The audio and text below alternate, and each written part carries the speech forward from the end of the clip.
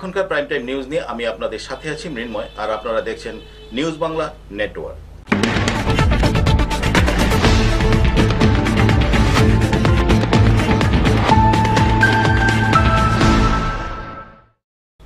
এখন খবর বিস্তারিত।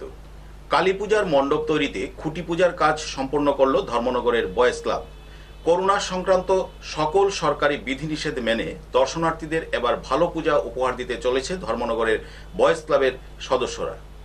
আর মাত্র হাতে গোনা কয়েকটা দিন তারপরেই পূজিত হবেন মা কালী। তাই মায়ের পুজোতে কোনো অংশে পিছিয়ে নেই ধর্মনগরের পুজো উদ্যোক্তারা।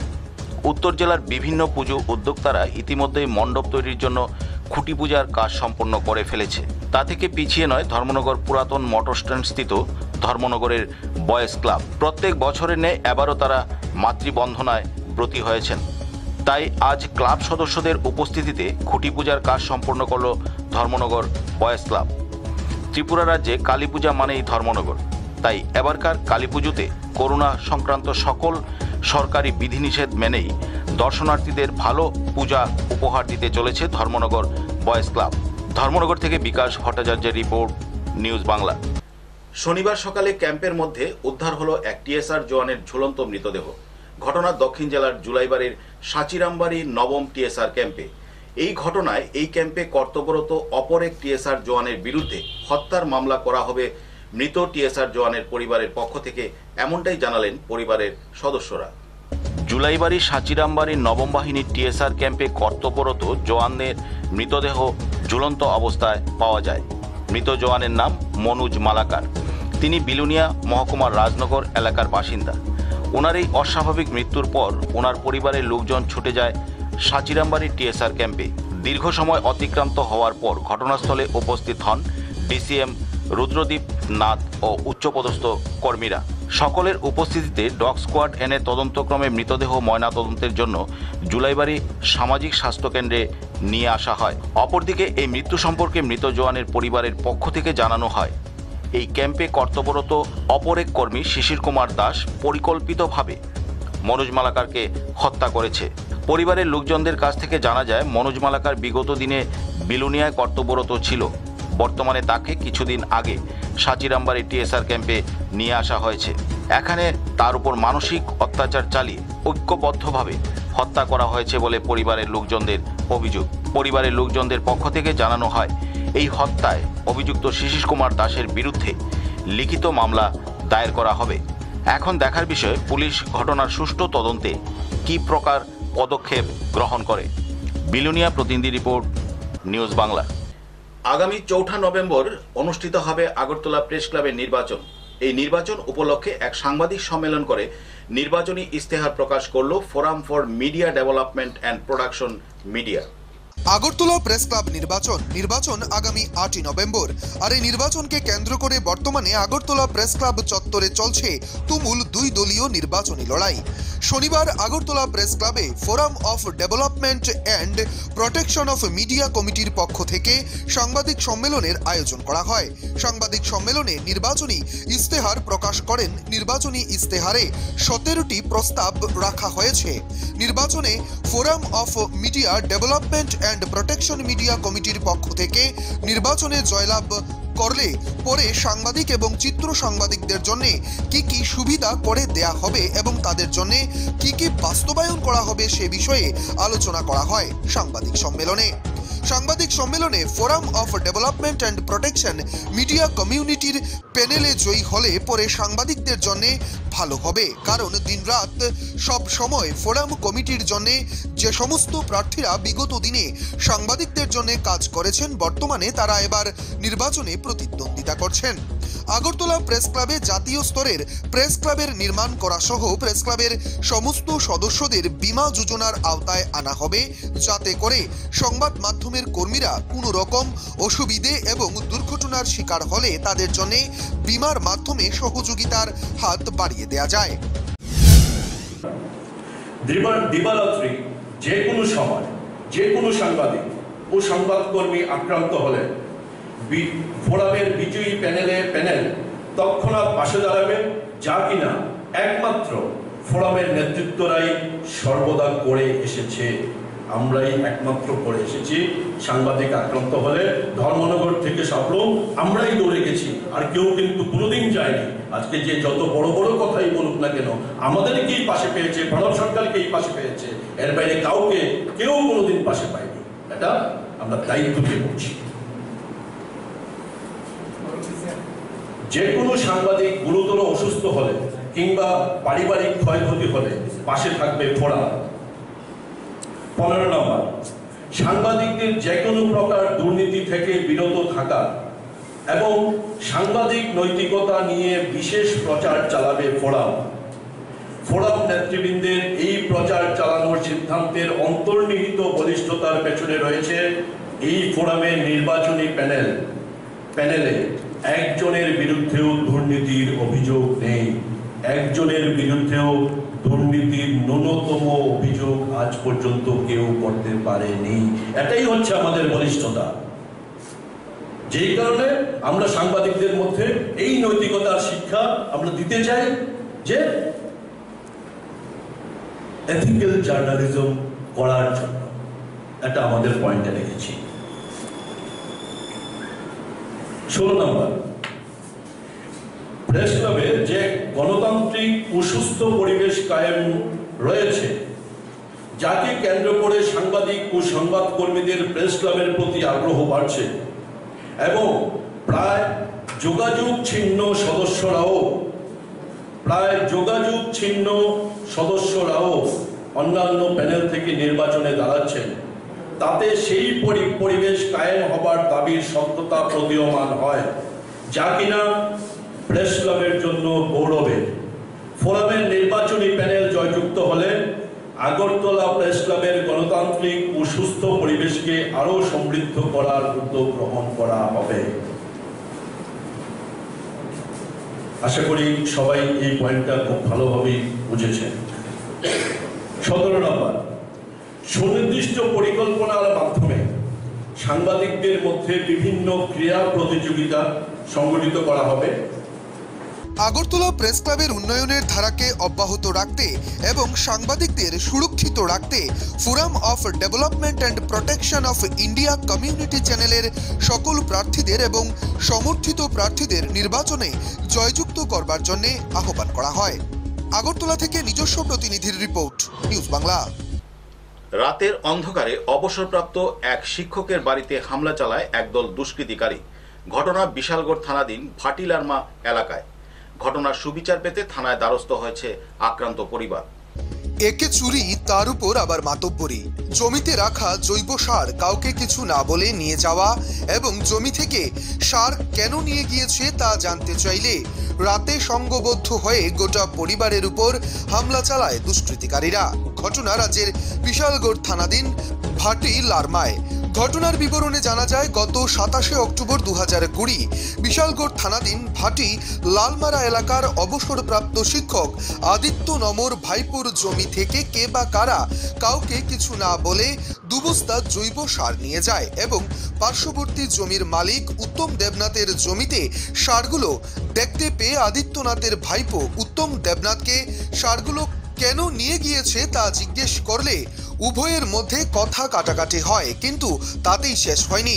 উত্তম দেবনাথ এলাকার উপপ্রধান রামকৃষ্ণ সাহাকে ঘটনা জানায় এবং এর কিছুক্ষণ পর রামকৃষ্ণ সাহা ঘটনাটির মীমাংসা না করে এলাকার কয়েকজন দাপুটে নেতাকে সঙ্গে নিয়ে হামলা চালায় আদিত্য নমর বাড়িতে। হামলাতে রেহাই পায়নি শিক্ষকের স্ত্রী, পুত্র, কন্যা, এমনকি বাপের বাড়িতে বেড়াতে আসা বিবাহিত কন্যাটাকেও রেহাই দেয়নি হামলাকারীরা। শিক্ষকের বাড়ির প্রায় সকলকেই রক্তাক্ত অবস্থায় ফেলে দিয়ে যায় তারা। খবর পেয়ে ঘটনাস্থলে ছুটে যায় বিশালগড় থানার পুলিশ, কিন্তু হামলাকারীরা ততক্ষণে পালিয়ে গিয়েছে। লিখিত অভিযোগ দায়ের করা হয়েছে আক্রান্ত পরিবারের পক্ষ থেকে। এদিকে শিক্ষকের কন্যা গুরুতর আহত এবং হাসপাতালে চিকিৎসাধীন। দোষীদের শাস্তি এবং নিজে সুবিচার পেতে থানায় পৃথক পৃথক মামলা দায়ের করা হয়েছে বলে জানা গিয়েছে। তাছাড়া মূল অভিযুক্তের মধ্যে রামলাল সাহা পিতা জহরলাল সাহা, রাকেশ সাহা পিতা জহরলাল সাহা, বাপন দাস পিতা স্বপন দাস, রাকেশ সাহা ওরূপে চানু পিতা নিখিল সাহা এবং উত্তম দেবনাথ পিতা চিরঞ্জীব দেবনাথের বিরুদ্ধে থানায় অভিযোগ দায়ের করা হয়েছে বলে জানা গিয়েছে সূত্র মারফত। তবে ঘটনার 4-5 দিন কেটে যাওয়ার পরও কিন্তু অভিযুক্তদের আটক করতে পারেনি বিশালগড় থানার পুলিশ। এখন দেখবার বিষয় শিক্ষক এবং ওনার পরিবার বিনা দোষে আক্রান্ত হওয়ার সুবিচার পান কিনা তা নিয়ে জনমনে প্রশ্ন উঠতে কিন্তু শুরু করেছে। গত 28 তারিখ সকালের দিকে আমার ভাতিজা খেতে গেছে, ওইখানে আমার খেতে 10 বস্তা সার ছিল। উত্তম দেবনাথ নামে এক ছেলে 2 বস্তা সার চুরি কেটে নিয়ে গেছে। তো আমার ভাতিজাতে এটি ধরছে, এখানে তার সুর বলাতেই সন্ধ্যার সময় আমার বাড়িতে তারা দলে বলে আক্রমণ করে এবং আমরা সবাইকে মারধর করে। কাকে কাকে মারধর করছে? আমাকে মারধর করছে, আমার স্ত্রী, আমার মেয়ে, আমার ছেলে, আমার ভাতিজা সবাইকেই মারধর করছে। কে কে মারছে? রামকৃষ্ণ সাহা, তারপর পাপন দাস, রাকেশ সাহা, উত্তম দেবনাথ, রাজেশ দেবনাথ, রাজেশ সাহা, রাকেশ না রাজেশ সাহা, রাকেশ সাহা একজন, রাজেশ সাহা আরেকজন। তারা 3জন ভাই ভাই। এই বিষয়ে কি আপনার মেয়ে বিশালগড় থানাতে, মহিলা থানাতে মামলা করেছে? হ্যাঁ, করেছে। আমার বাড়ির এই কিছুদিন আগে এই উপপ্রধান দল বললই আয়া হামলা করছে। হামলা করে আমার মায়ারে মারছে, আমার ছেলেরে মারছে, আমার ছেলেরে পালাইয়া যেমনে পারছে এমনি তারা ফিরতে গেছে, গুইসাইছে, লাইটটাইছে, মুড়াইছে, আমার মায়ারে লাইটটা উড়াইয়া ফেলাইছে। রামুসা আমার মায়ারে বুয়ের মধ্যে লাতি মারছে, একটা ফেডও লাতিছে, ফেডের মধ্যে ব্যথা হইতেছে অনেক। মায়া অসুস্থ, মায়া ফেডে ব্যথা, অনেক ভাত টাত খাওয়ান সব ছেড়ে দিছে। মায়ার খুবই কষ্ট হইতেছে। এটার আমরা বিচার চাই, যেমন তারা শাস্তি যাতে হয়, আমি এইটাই চাই। আমারে মারছে, আমার স্বামীরে, আমার পুরো সবাইরে মারছে, তারা দল বল লই আইছে। এই এলাকাটার নাম কি? এই এলাকার নাম সিগঞ্জা বাটিলার মা। তারা আমরা শেষ করে লাইছে। বিশালগড় থেকে নিজস্ব প্রতিনিধির রিপোর্ট, নিউজ বাংলা। দশমীর রাতে মদমত্ত অবস্থায় 4 দুর্বৃত্ত এক যুবককে বেধড়ক মারধর করে। তাতে ঘটনাস্থলে গুরুতর আহত অবস্থায় মাটিতে পড়ে থাকে ওই যুবক। ঘটনাটি ঊনকোটি জেলার পেচারতোল থানাধীন মাঝমারায়। এই ঘটনায় অভিযুক্ত 4 জনের বিরুদ্ধে থানায় মামলা করা হলেও মামলাটি এখনো রেজিস্টার করেনি পুলিশ। এতে পেচারতোল থানার ভূমিকা নিয়ে প্রশ্ন দেখা দিয়েছে জনমনে। বিজয়া দশমীর রাতে মদমত্ত 4 উন্মুক্ত দুর্বৃত্ত এক যুবককে মারধর করে। তাতে ঘটনাস্থলে গুরুতর আহত হয়ে মাটিতে লুটিয়ে পড়ে ওই যুবক। ঘটনা রাজ্যের ঊনকোটি জেলার পেচারথল থানাধীন মাছমারায়। বিবরণে প্রকাশ, দশমীর রাতে এলাকার হরেন্দ্র দেবনাথ পিতা মৃত রাধাকান্ত দেবনাথ নামে এক যুবক দশমী শেষে বাড়ি ফেরবার পথে তার সঙ্গে সামান্য বাক বিতণ্ডা শুরু হয় ওই এলাকার 4 ব্যক্তির। পরে তার পথ আটকে মদমত্ত অবস্থায় ওই 4 ব্যক্তি তাকে বেদম মারধর শুরু করে। একসময় তাকে বেধড়ক মারপিট করে রাস্তায় ফেলে পালিয়ে যায় ওই 4 দুর্বৃত্ত। এই 4 দুর্বৃত্তের নাম রঞ্জিত দেবনাথ, রাজেশ দেবনাথ, পিঙ্কু দেবনাথ এবং প্রবীর দেবনাথ। এদের মধ্যে রঞ্জিত দেবনাথ পেশায় একজন সরকারি চাকুরিজীবী। পরে স্থানীয় এলাকাবাসীরা তাকে গুরুতর আহত অবস্থায় পড়ে থাকতে দেখে সেখান থেকে উদ্ধার করে প্রথমে মাছমারা প্রাথমিক স্বাস্থ্য কেন্দ্রে এবং পরে জেলা হাসপাতাল ধর্মনগরে স্থানান্তরিত করা হয়। বর্তমানে তার চিকিৎসা চলছে। তার শরীরে এবং চোখে প্রচণ্ড আঘাতের চিহ্ন রয়েছে।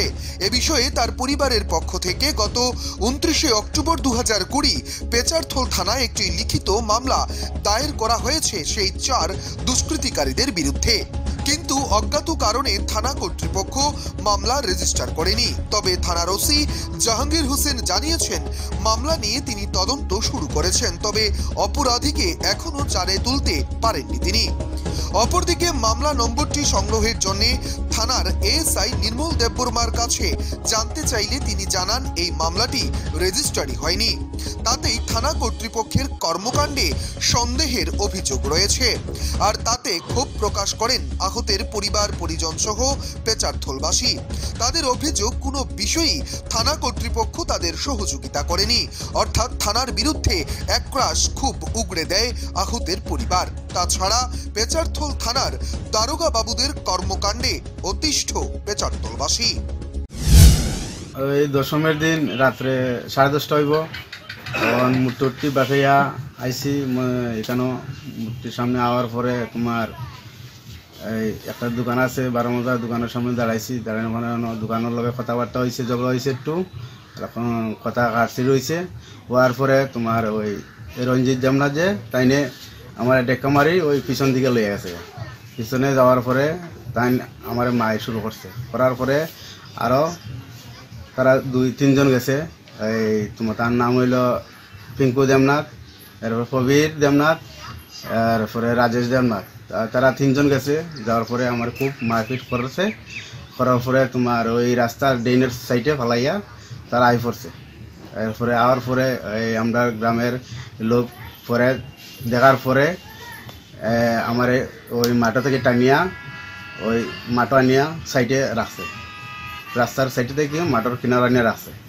রাখার পরে ওই আরও 2 জন আইছে, কমিটির আসলো তোমার ওই পঞ্চানং দেবনাথ, আনন্দ দেবনাথ। তারা আইয়া ওই গাড়ি লইয়া মাছমারা পিএস হসপিটালে গেছে। যাওয়ার পরে ডাক্তার দেখছে, দেখার পরে ডাক্তার প্রেসক্রিপশন করছে। করার পরে আমার তারা বাড়িতে দিয়া এরপরে গেছে।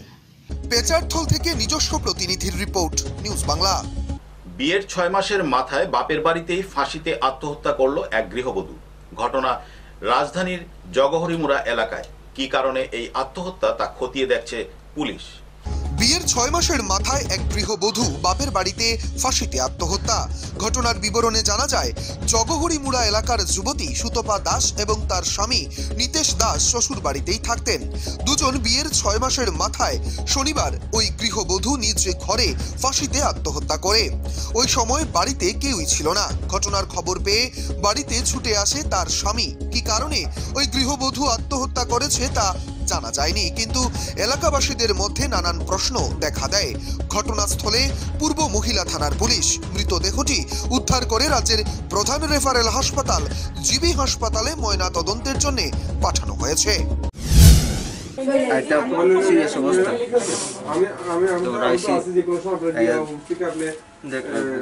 কতদিন আগে বিয়ে হয়েছিল? আপনি এখানে থাকতেন এই বাড়িতে? থাকতাম, বাড়িতে থাকতাম। লাস্ট কবে গেছেন এই বাড়ি থেকে?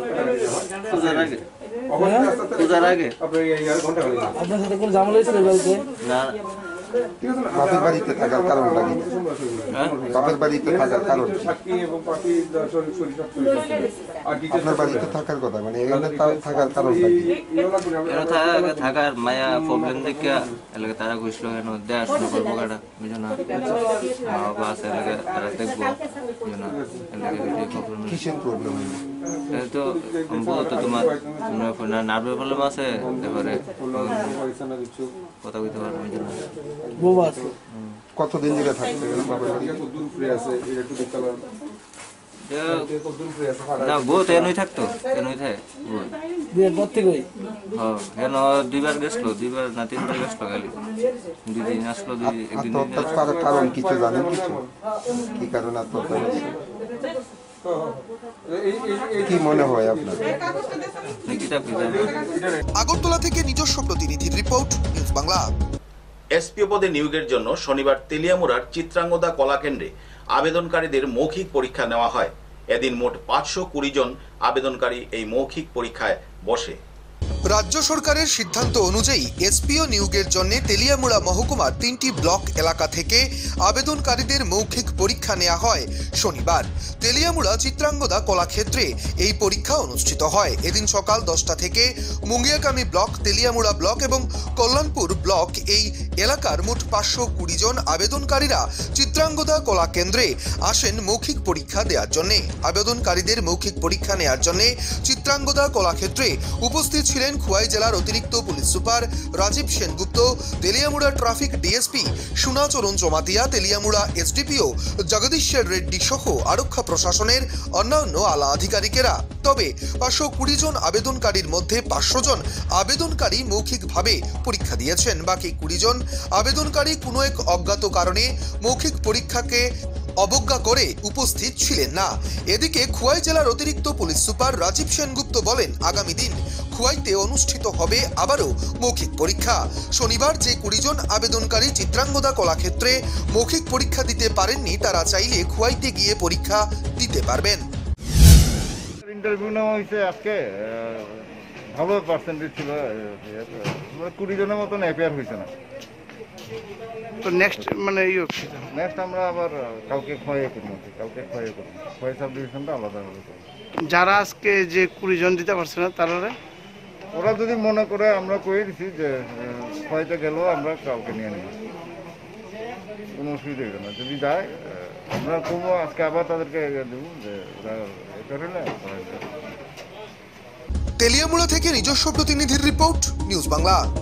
বার কয়েক প্রশাসনিক স্তরে বৈঠকের পর কোনো সমাধান সূত্র বের না হওয়ায় আবারও শনিবার আসাম ও মিজোরাম প্রশাসনের মধ্যে রুদ্ধদ্বার বৈঠক অনুষ্ঠিত হয় পাথারকান্দির ইচাবিল এটিসি চা বাগানের কনফারেন্স হলে। এই বৈঠকে উভয় রাজ্যের সম্মতিতে বেশ কিছু সিদ্ধান্ত নেওয়া হয়েছে, যা ফলপ্রসূ, এমনটাই জানালেন করিমগঞ্জের জেলা শাসক। আসাম এবং মিজোরামের মধ্যে জনসম্পর্ক স্বাভাবিক রাখতে উভয় জেলা প্রশাসনের রুদ্ধদ্বার বৈঠক সম্পন্ন হল পাথারকান্দির ইছাবিলে।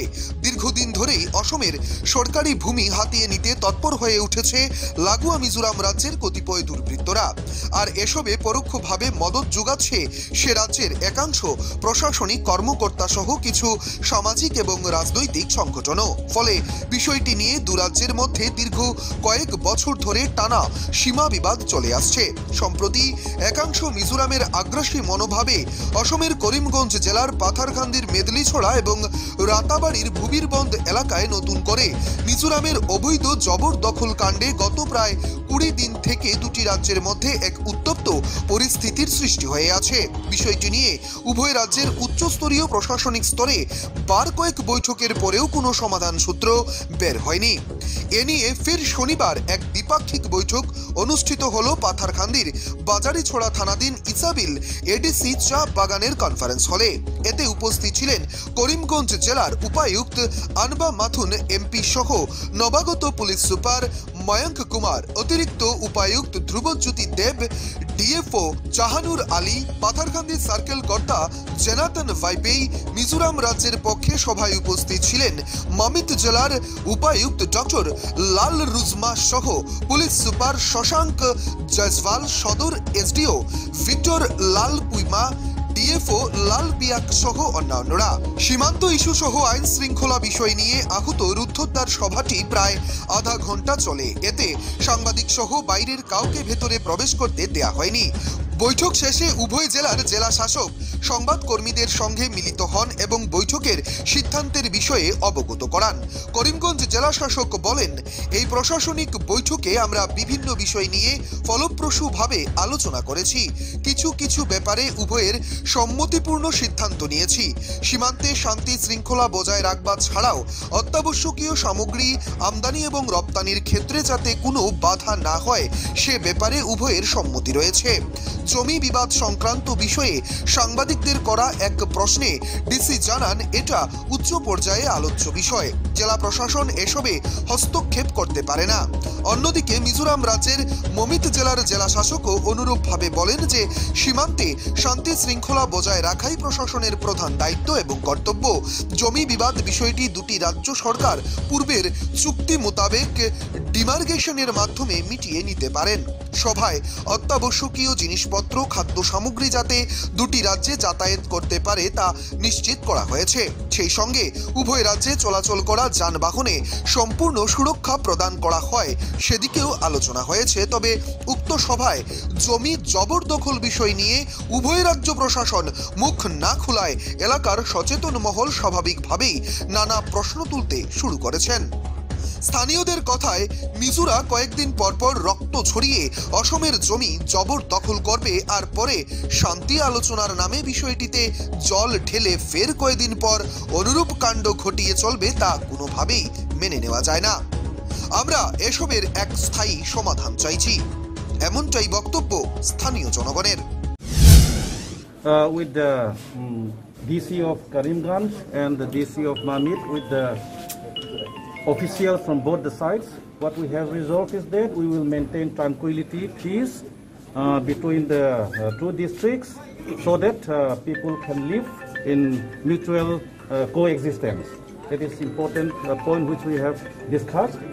And also regarding traffic movements of vehicles and people carrying essential commodities, medicines and other things, materials should come to Mizoram from Assam, and there is no fear for the vehicles. They should not fear anything within the Mizoram side. That we can guarantee. So we are talking about the free flow of traffic movement between the states. और जहाँ पे यहाँ पे देखा गया है कि वहाँ पे फोर्स डेवलपमेंट हुआ है, ये फोर्स क्या that is for the peaceful tranquility maintained at the areas. यहाँ पे तो देखा गया, यहाँ पे तो पीस ही है, करीमगंज का जो बॉर्डर है उसमें because of that deputation there is peace. So we will continue to deploy our forces there since it maintains peace and tranquility in the area. Assam is saying that the Mizoram is captured Assam land. Whether land will be. What they said, I do not know. But we are in our state, within our state. So everything is done within our state.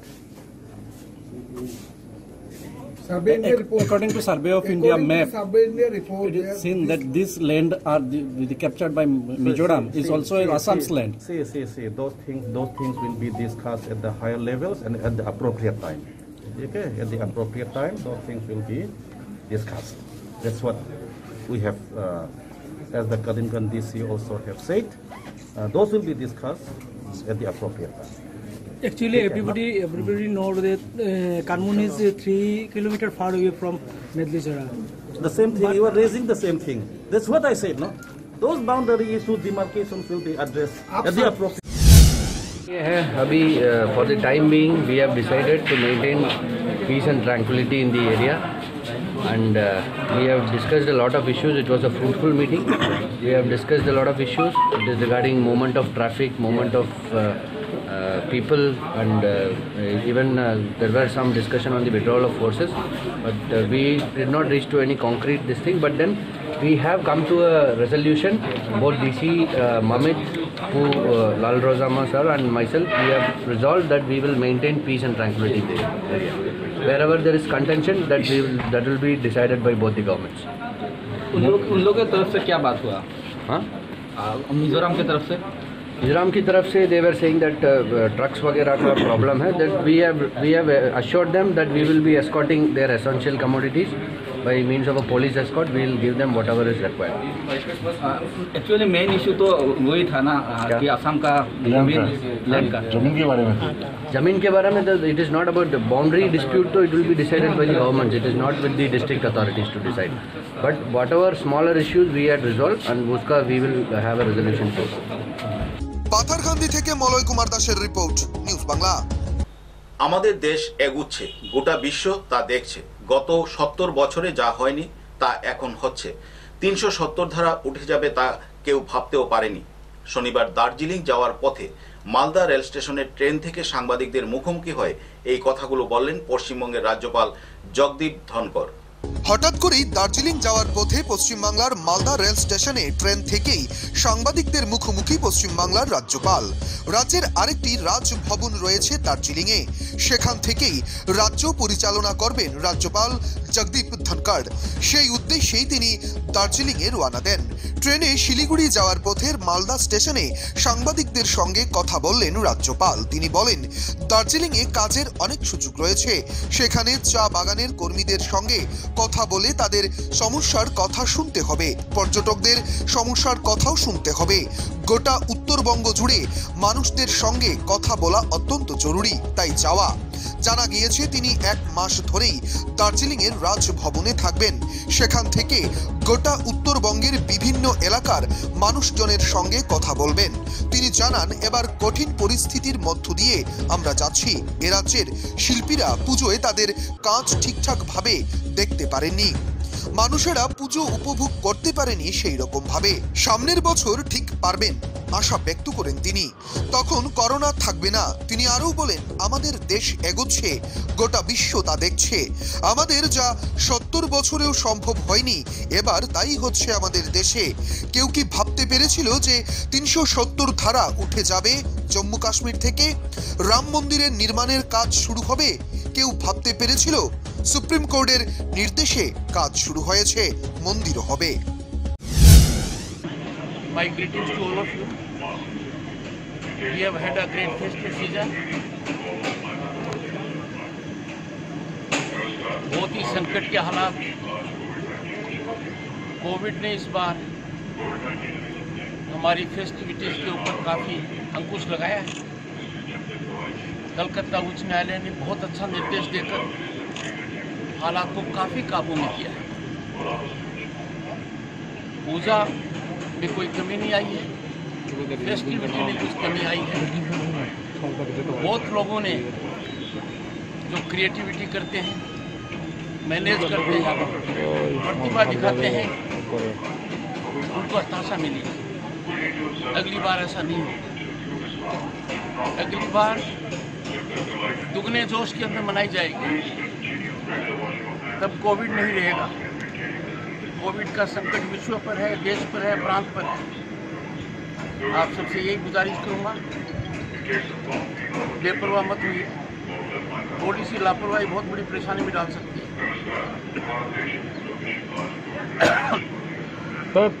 मैं मेरी north Bengal की यात्रा को एक pilgrimage मान रहा हूँ। पश्चिम बंगाल का बहुत महत्वपूर्ण हिस्सा है।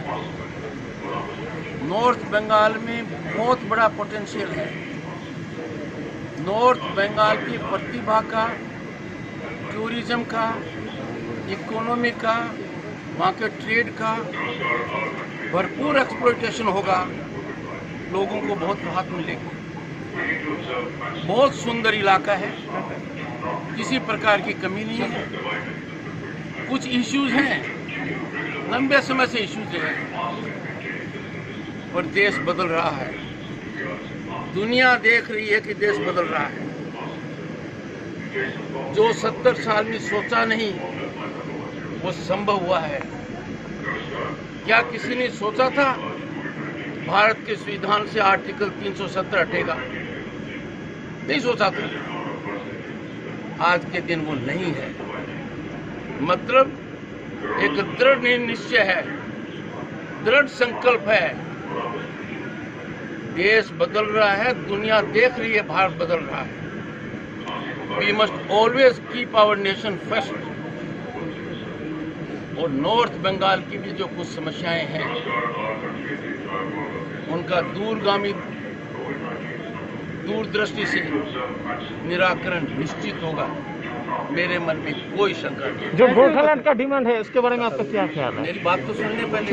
यदि अगर आप पत्रकार होकर एक सकारात्मक धारा को नहीं समझेंगे, इतनी बड़ी बात को यदि आप नहीं समझते कि 370 के बारे में कल्पना की थी, सोचा था कभी? कहते थे नहीं होगा, हुआ। दुनिया ने देखा और गले से आसानी से उतर गया। राम मंदिर के बारे में कितनी भ्रांतियां थी, कितने मुद्दे उठाए जाते थे। सुप्रीम कोर्ट का निर्णय एक मत से हुआ कि नहीं हुआ, 5 न्यायाधीशों ने दिया, सबके गले उतरा। जो प्रश्न करते थे तारीख कब बताओगे, आज वो प्रश्न जिंदा है क्या? हुआ। हर चीज के लिए एक दृष्टिकोण रखना पड़ता है।